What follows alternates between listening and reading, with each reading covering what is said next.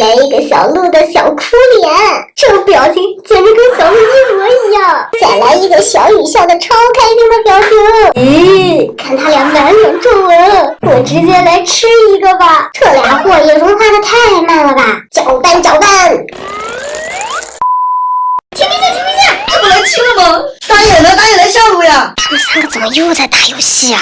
他们已经连续打了3天游戏了，不短时间就要期末考试了，这样下去可不行啊！嘿嘿，有了，我买的手机监狱可以派上用场了。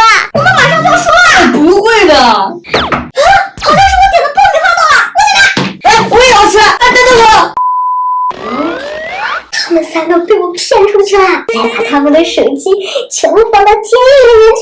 这一下叫你们在玩游戏，关上，给它锁起来。钥匙嘛，那就丢掉啦。他们快回来了，我得先走了。奇怪了，也没人敲门啊，看我白高兴一场。这里面的该不会是……我们的手机被锁在里面了，这怎么玩游戏呀？这会是谁干的呢？除了我们，还有谁呢？我知道了，那不就是贵贵吗？对，肯定有的。他自己还在那玩手机呢，还把我们的手机都收起来，太过分了。看来我们得给他点颜色瞧瞧，正好贵贵最贪财了，咱们就用这个来整蛊他吧。还有这个，哇，你这个也好逼真啊！这回啊，他肯定会上当的。玩手机玩得我眼睛都花了。如果我没看错的话，这是个钱包吧？喂，没有人看到吧？嘿嘿，是我的了。这里还有一个，那还有2个呢，赶紧捡起来。这本书里夹的好像都是猫爷爷，没想到我竟然能捡到这么多钱，赶紧来数数到底有多少张。打开钱包，嘿嘿，什么鬼啊？假的！我赶紧再来看一下这个，没见过你这么傻的人，这也是骗人的，这张也是，这个也是，那这本书里的该不会也是假的？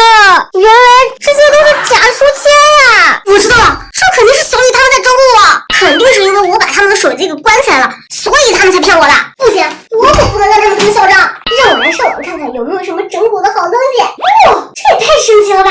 马上下单。宝子们，终极整蛊神器，哥哥我给你们搞来了！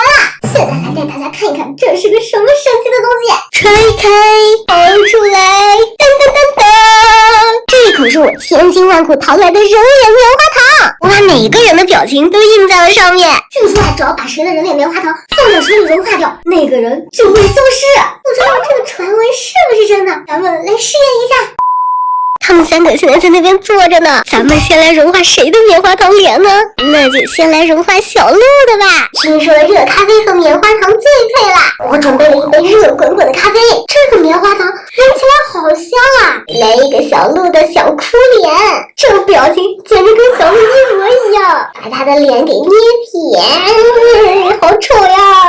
现在把它放下去，我丢，把脸朝下啦！妈呀，小鹿的表情瞬间就融化了，还有一个惊讶的表情，也给它放下去，这个表情也在融化了。刚才的小哭脸已经看不清了，它往下压一压，妈耶，它融化了，让我来尝一口味道怎么样？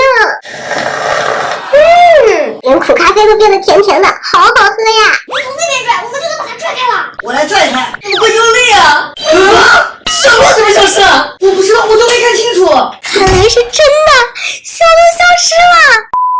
现在轮到小天跟小雨啦，来一个小天的表情，再来一个小雨笑的超开心的表情。